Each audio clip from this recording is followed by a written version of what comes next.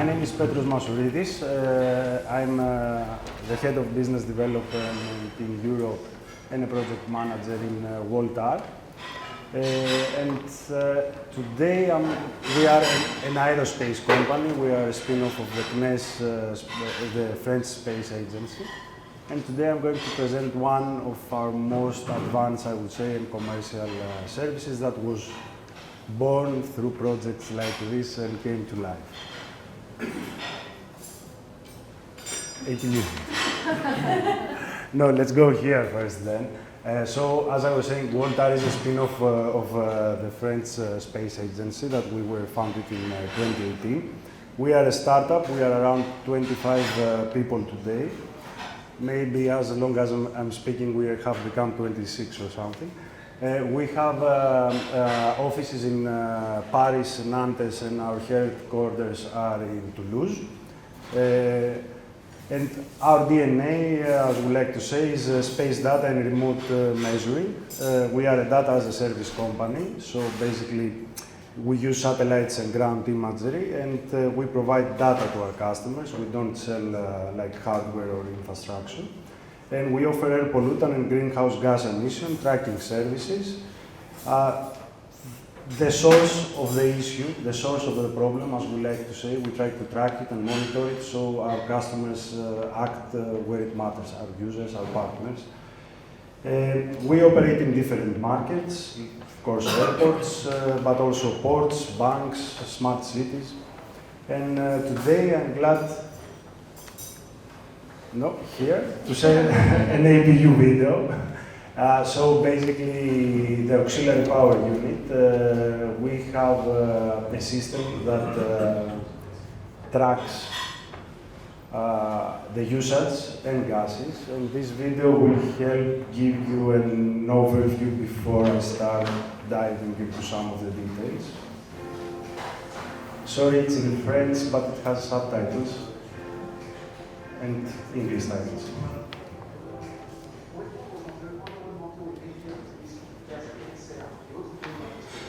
On a besoin de savoir où est le problème pour pouvoir agir. C'est pourquoi, aujourd'hui, est-ce WaltR. WaltR, c'est une solution qui va justement nous permettre d'identifier, de mesurer et de cartographier de manière précise les émissions au sein de l'aéroport. Pour l'instant, nous sommes en phase d'expérimentation, avec une première expérimentation entre le groupe ADP et WaltR qui est menée à Paris-Charles de Gaulle. Il s'agit d'informer les compagnies aériennes sur les actions conduites par les émissions de leurs avions. L'objectif final étant d'équiper les risques, leur utilisation et les gens des équipements électriques mis à disposition par l'aéroport. Et une deuxième expérimentation qui démarre tout juste, dont le but est d'évaluer la qualité de l'air à Paris-Charles de Gaulle de manière exhaustive et en temps réel. Pour minimiser l'utilisation des APU des avions, nous avons déployé sur l'aéroport des capteurs multispectraux, qui sont des capteurs qui permettent de mesurer dans l'atmosphère les particules émises. Grâce à la technologie développée par WaltR, nous avons un système qui va avoir une connaissance utile de ces éléments et ainsi de prévenir la composition de l'air.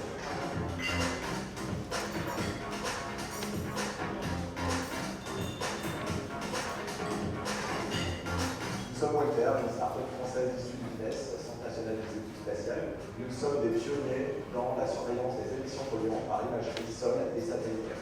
Nous offrons des solutions à nos clients qui leur permettent de réduire leur impact sur la pollution de l'air et le climat. Ces données viennent de mesures fiables et permettent de mener des actions concrètes. Pour obtenir cette cartographie identifiée et quantifier les émissions de courants gazeux, WaltR exploite une technologie spatiale appelée ATT.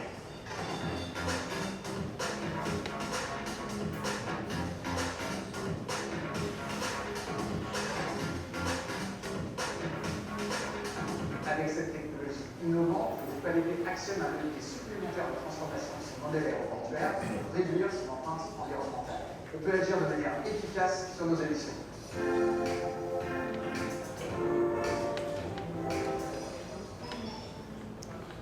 So it's a nice production. It's a video that was created for our project from Aéroport de Paris. Let me say that from our collaboration in other projects, and of course from the results of this project, Aéroport de Paris is also our lead investor at this point. And I can continue. The other way around.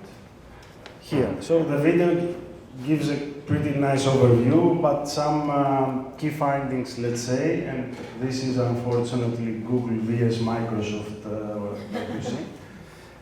Overall, APU, the auxiliary power unit, so the auxiliary power unit is at the bottom of the aircraft. There is like an engine, an extra engine that usually the planes use when they are at the parking stand. It doesn't represent a lot of in percentance emissions for the airline. However, for airports, it's 10 to 25 of the 10 to 15 of the airport emissions. Depending on the airport, big, large, small.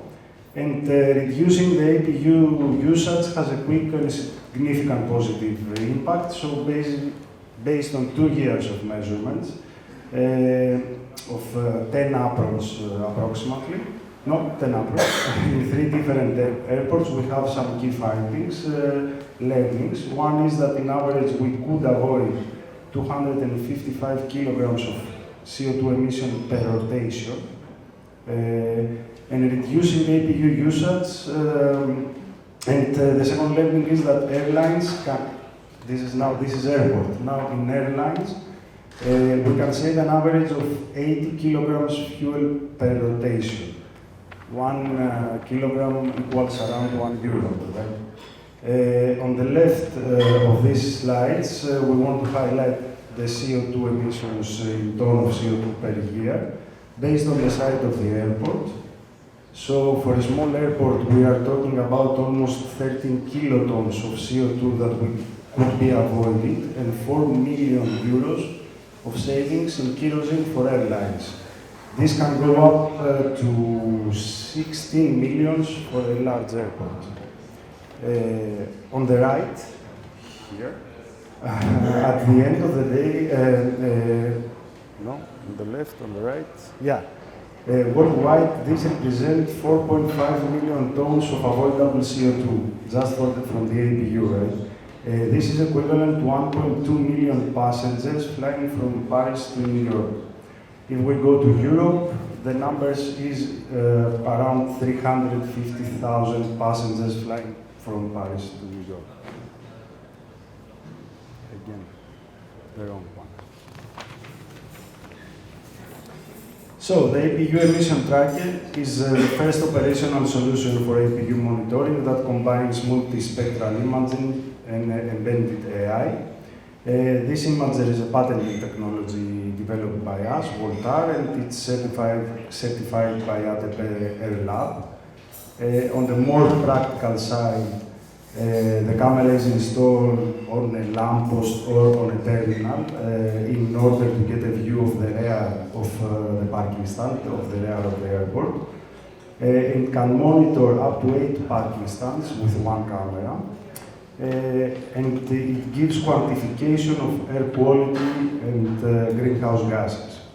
We use edge computing, which makes it safer and more frugal. As I said, since it is facing the parking stand, we can also provide, increase the value by providing additional data sets about the operations of the aircraft in the parking stand. And also, airports are currently, because there are regulations about the APU usage, implementing alternative solutions to APU, like PCA like big generators that provide climate and power to the aircrafts. The airports are already investing in that. So by having the solution that monitors, gives you the ability to use more the PCA because you have paid for it already, right? Next one. So I briefly mentioned edge computing before. But thanks to AI, we have maximized the performance. It has gone a long way since we started. There are various benefits with using AI and edge computing. We have high computing capabilities in real time. We can process multispectral images and at the same time, in real time, detect events and share key indicators with the airport. We have high reliability of data with 99% of accuracy. Embedded AI is a low-carbon AI. And security of data. So everything is done inside the camera, and we only sell the indicators that the user, in this case the airport, wants to have. This is interesting. So in France, about the APU, and in most European countries, more or less it's the same. There are regulations about the usage of APU. In this example here, we have monitored 2 parking stands. 2 parking stands equipped with PCA and 2 parking stands without PCA for 5 months. In this specific case, the APU usage restriction, as I said before, was 15 minutes for the entire rotation, parking and living. As you can see on the graph over here, more than 85% of movements don't comply with the regulations. If we look more in detail, when we don't have a PCA, we have an average usage of 13 minutes. 15 is the regulation, right? And if we have PCA, we have 28 minutes of usage, even if the airplane is connected in the PCA that they are charged for, right?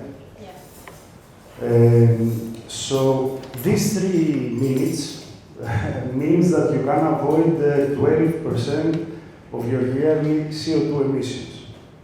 And given that with alerts we have managed to achieve in this experimentation the 15 minutes target, that means that the airport can save half the emissions of the year.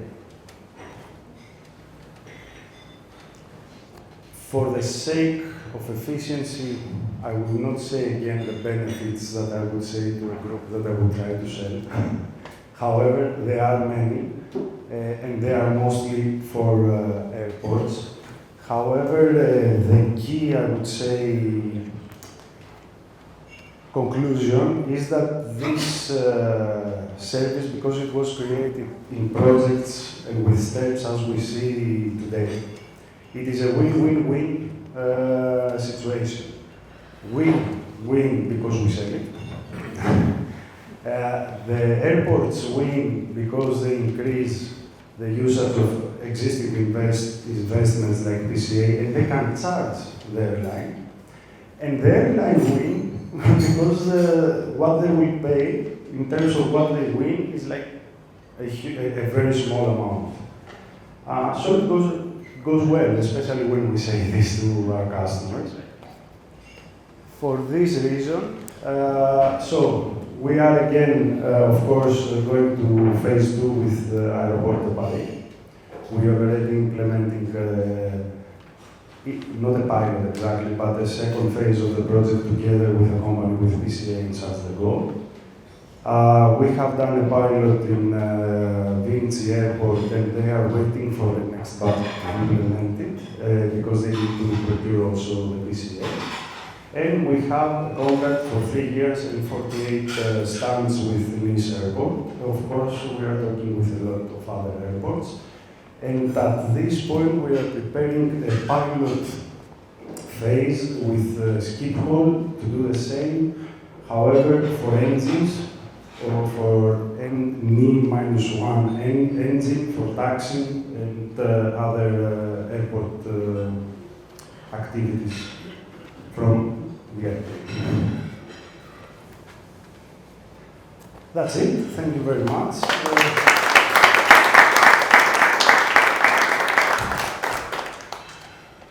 Personally, I found a lot of things that are linked with other projects, so if there are any other questions, please feel free.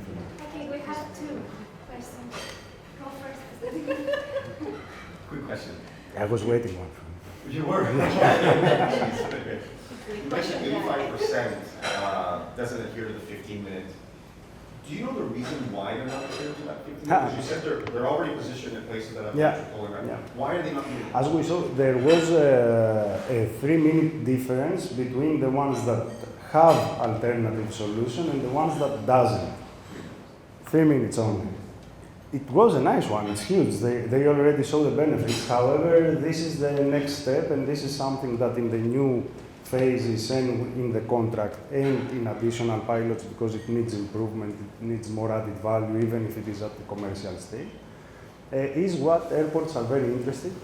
We are very interested. We are trying to implement digital tools, but also methodologies from social psychology. We have a department and everything in order to support engagement from actors and change. So one digital tool is that in the screen that it is in front of the airplane, we can put a notification, simple as that, that will be like turn it off, right, for the pilot, because this is, the pilot is using the turning on and off the APU. The other one is that you are doing seminars, engagement workshops for all the people that are working operationally in a terminal in order to understand the added value. And the third one is that until now, even the airlines didn't know the added value. The airlines, until 1 year ago, for example, that we started engaging a bit more, they were against this because the first reaction is that it is an additional fee for us. But it's not the case. I have a part B to my question, still one question. Please. Is there seasonality to it? Like, do they, in the summer, do they use the APU much more because it's hot and they don't want to wait for the hookup? Like, does the data show seasonality? I wouldn't so. I wouldn't say that. I wouldn't say that. Not in a level that it influences. Yeah, we have seasonality in this airport, so I wouldn't say. My question was similar. You asked part A. I have a part B to you. Okay. So basically, the question was like, why is it really about training for pilots, or is it really about like training the pilots to use it? Are they like afraid of the decision making? Like, if I make this executive decision to switch to PCA, and I actually don't know how much it will cost, so I just don't do it. Like, it's not only training; it's also like decision making power question. And the second part is it really that, or is it like possibly affecting delay? We haven't seen that data that it affects delay. Okay. It might have been in cases in airports, to be realistic, that it might do, but this is something that can change because you change the operation. Yeah. And since you have the PCA, Yeah. you have already made the procedure. So what we have seen, to be honest, where it was a huge tipping point on a reaction from all stakeholders is when in a pilot we included this engagement of all stakeholders, and we realized exactly how to address this. So basically, it is about not taking the decision. It is about not knowing. It is about not knowing what will happen. It is about not knowing that it's, we faced at the beginning not knowing that it is on. I just left it on, like in the car.